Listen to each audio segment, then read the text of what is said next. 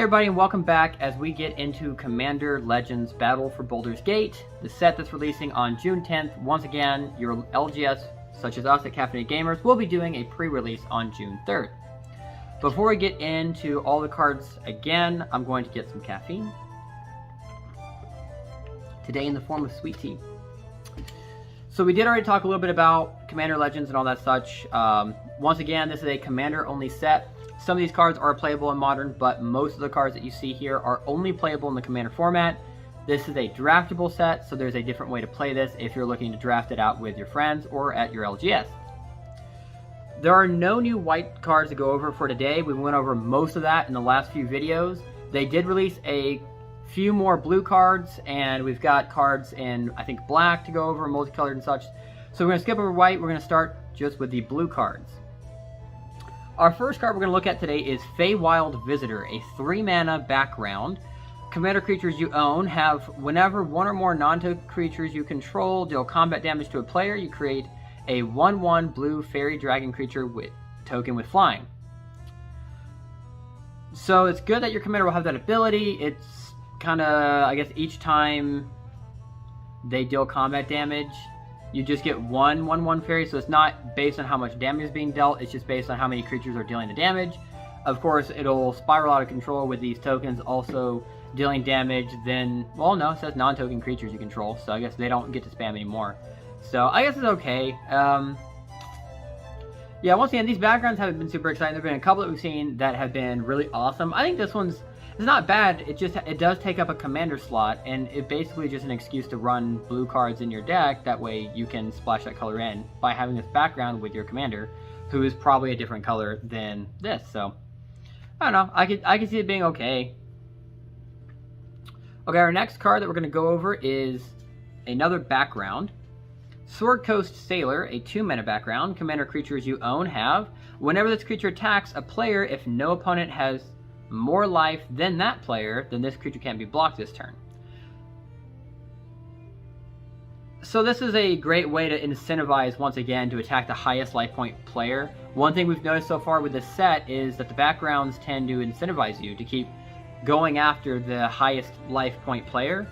What I like about that is it at least keeps you from targeting who you perceive as being the biggest threat all the time. It's just more of a, okay, if I'm the threat, then I'll just keep going after other players, because these are always the same. It's always, if an opponent doesn't, if you're attacking a player and no other opponent has more life than them, then this cool effect happens. So you having more life than everyone else at the table doesn't effectively make your cards worse. So it's only based on, out of the opponents you have, who has the highest life, and that's the person you want to attack.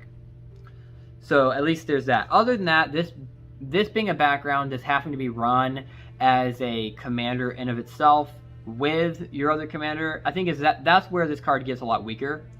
I just feel like it'd be a lot better if you had a commander who already had an ability like this on it, and these are just an extra spending of mana to get out of your command zone to then give your commander that ability. So it's, for me, these backgrounds, that's why I'm so harsh on these, is that they are taking up another commander slot when we could be using partner or just one commander who happens to have blue in their color already, who's not from this set. So that's why I end up being so harsh on these. So next that moves us to the black cards. We start with Agent of the Iron Throne. This is a 3-mana background. Commander creatures you own have, whenever an artifact or creature you control is put into a graveyard from the battlefield, each opponent loses 1 life. We've seen enchantments like this before, but again, these backgrounds, the problem here is, once you get the background out, great, it's like an enchantment, but it's an enchantment that affects your commander, so the moment your commander leaves the battlefield, well, now the enchantment itself, the background, is also useless, because only your commander has the effect of the background. So when the background's sitting on your field as an enchantment, it only gives your commander creatures that ability, so without a commander creature to have the ability, your enchantment has no effect. So these backgrounds are, I mean, as cool as they sound, they just don't do much. Alright, next we have the Bonecaller Cleric, a 2-mana human cleric. Is a 2/1 and has the ability for 4 mana, and if you sacrifice it, you can return target creature card from your graveyard to the battlefield, but only as a sorcery. Yeah, that's definitely worth it. A 2-mana 2/1 is already not bad for your stat line, and for 4 mana and sacrifice it to get something else bigger out, usually you spend 5 mana for an ability like that. I could see that card being good in Commander. So, that's good. Alright, next we have the Shadowheart Dark Justicar. A 4 mana legendary human elf cleric.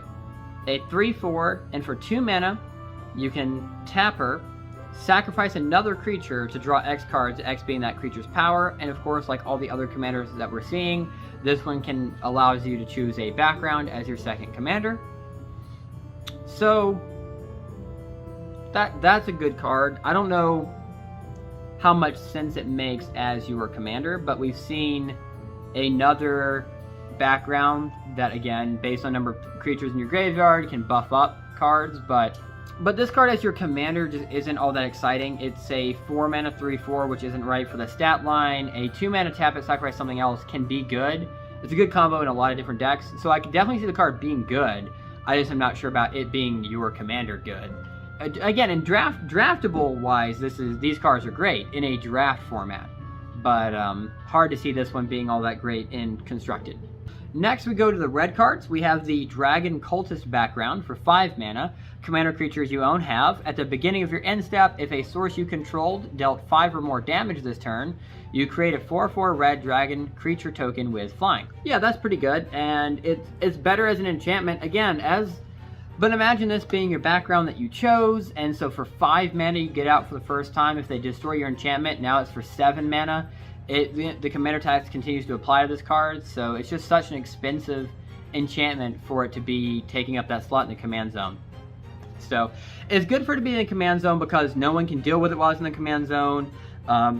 It's not interactable there, so you can pull it out when you're ready, but it's hard for me to be all that excited about it when it's one time, then it's dealt with, and it might as well be sitting in your graveyard because you 7 mana to get it back out, and you have to have your commander out at the same time.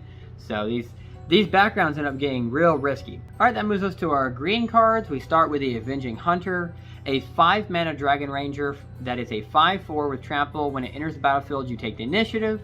Once again, just to kind of briefly go over the initiative, hopefully you've seen my other videos, so I'm going to be pretty brief on this one. But once again, when you take the initiative, it allows you to delve into the special dungeon that they have, and then you get to advance every time you hold on to that initiative and deal damage. So it's good. It's 5 mana, 5/4 trample, and you get initiative. I like the initiative in this one. It's a great way to control who gets to go into the dungeons and when. So I like the card overall. I mean, it's a common. Okay, next we have the Hardy Outlander, a 2 mana background, giving your commander creatures, whenever this creature attacks the player, if no opponent has more life than that player, another target creature you control gets +X/+X until end of turn, X being this creature's power. A good card if you have high power creatures, and with green that makes a lot of sense. Just looking at this set though, again, unless you're running, and this is meant to be run with dragons. They're trying to do green-blue dragons, it seems. I don't know, it definitely makes sense if you're trying to pair dragons up with it. I think that makes more sense for different colors though. But it's a good card, and it makes sense for green if we have a lot of high power creatures for green. Okay, next we have a 5 mana Scanos Dragonheart. 5 mana 4/4 legendary Dragon Ranger. Whenever this attacks, it gets +X/+X until end of turn, X being the greatest power among other dragons you control, and dragon cards in your graveyard. And then you can choose a background, of course, as your other commander. This is a better card to run with a dragon. This makes so much more sense in a dragon deck. I wish it were red, but I get why this one's green flavor-wise. It's just hard for me to picture dragons in the green. I'm used to worms being the big thing in green, so I definitely think that this would be pretty good though, especially since it allows you to get +X/+X based on dragons also in your graveyard, so that's nice. Alright, and that does it for our green, so that moves us over to multicolored. Next we go to the Alondo the Seer, a 2 generic, 1 green, 1 blue, 3/5 legendary human shaman, whose text is quite a lot to read as you can see. We'll start from the top of this one.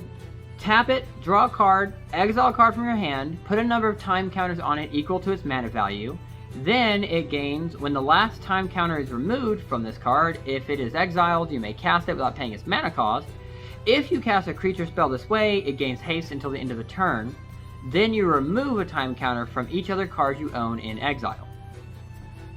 So, quite a long text, but the idea is that the more you do this ability, you're foretelling the future that's going to happen every time you use his ability, and then boom, now you're playing these spells at no cost. So, all right, next up we have Kadira, Caller of the Small. So this one is a 3 mana, 1 generic, 1 green, 1 white, 3/3 legendary Orc Ranger. It has trample, and whenever this deals combat damage to a player, for each token you control, create a 1/1 white rabbit creature token. So that's really cute, and it doesn't have background, even though it could be a commander, because it's a legendary creature. It could be that. But what we're seeing with a lot of these multicolored cards is that they're trying to stick you to just 2 colors in a deck when you're drafting, and so these multicolored cards, even if they're legendary and can be used as your commander, they don't also get a background. Next we have Mahadi Emporium Master, a 3 mana, 1 generic, 1 black, 1 red, 3/3 legendary Cat Devil. At the beginning of your end step, he creates a treasure token for each creature that died this turn. Really good in a token deck, makes a lot of sense in a black-red deck, so I definitely see it being a good card. And for it being so cheap, I could even see it being a nice draftable commander because it's so cheap to get out.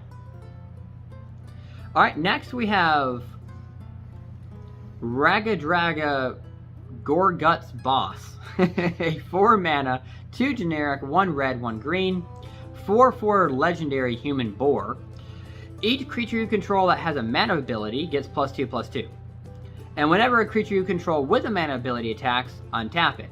Whenever you cast a spell, if at least 7 mana was spent to cast it, untap target creature and it gets +7/+7 and gains trample until the end of the turn. Yeah, I could definitely see this being another draftable commander, because in draft you're limited to what you get. You get a card like this out as your commander. For 4 mana it's playable as commander, you get it out, and then if you're running little creatures that also have mana abilities, then they all get +2/+2. Every time they attack, they get to untap, and then in your second main phase you can use them 4 mana, or even use them during the combat phase if you want to. Since they untap immediately upon declaration of attack, then you could use them during the blocker step, just after the attack step, depending on whatever you need. So there's a lot of interaction that can happen with this ability, and that +7/+7 is just another added benefit.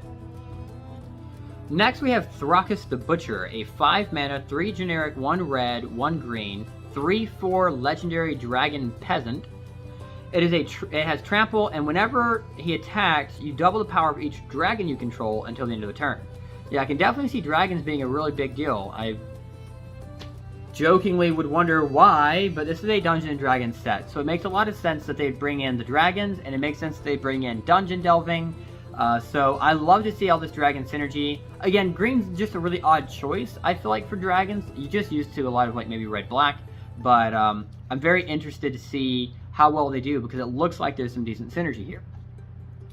So a couple things to go over the artifacts. Once again, as I said in the previous videos, they are bringing back, Arcane Signet's going to be in it.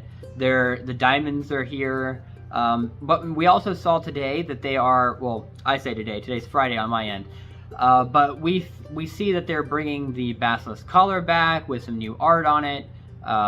This is an equipment that I think has been a favorite for a while. It just, equip creature gets Death Touch and Lifelink, and it's a 1 mana playable with 2 mana equip, so it's a good card to have, and so it's nice to see it coming into this set as well. Another card is the Trailblazer's Torch. For 4 mana is an artifact equipment that equips for 1 mana, that whenever it enters the battlefield you take the initiative, and whenever a equipped creature becomes blocked, it deals 2 damage to each creature that's blocking it. It's not a terrible, it's not a great card for an equipment, but it's cute in a draftable set because the initiative would be a really good mechanic to take advantage of as much as you can. The next one is Treasure Keeper, a 4 mana 3/3 construct, so it's an artifact creature. This one here, it has, whenever it dies, you reveal cards from the top of your library until you reveal a non-land card that has a mana value of 3 or less, and you may cast that card without paying its mana cost. And then you put all revealed cards that were not cast on the bottom of your library in a random order. It's an okay card. 4 mana that eventually gets you another. It's a 4 mana 3/3. You'd expect that to be like a 2 or 3 mana card for the stats that it gives you, and then it also pulls another 3 potential mana card out, which is good. Could be, on the worst case scenario, it's a 1 mana card that's pulling out. 0 if you somehow have a 0 mana non-land card. It would be really cool if it brought you Soul Ring, but I'm dreaming. So moving on. Looking at the lands, doesn't look like we have any new lands to go over today. So actually that concludes all the sneak peeks that we've gotten today, Friday. I'll be back. You'll see our videos probably over the weekend. This video probably is probably the Monday, but whenever this does come out, whenever you're watching this, I will be off on break over the weekend. They don't usually post any cards that time anyways. So we'll have more coming out on Monday and then throughout the week, and they should be doing these reveals all the way through the, I want to say their website said all the way up through like the 30th, 31st, even though the pre-release is that same week. But we'll see what they actually end up doing. I look forward to making more videos on these cards, diving into this set. This is the first Commander-only set that I've actually gotten to review, Kamigawa being the first one that I did after our store here at Cafe Gamers opened. So I'm looking forward to seeing what kind of cards that they do, how many of these are reprints, how many are new cards. So hopefully you guys have some opinions, some excitement, maybe some cards that you're not so excited about that you want to talk about. Definitely want to hear about them. Put them in the comments down below. Either way, I look forward to seeing the interactions. I look forward to being able to draft this set. And until next time, I will see you later.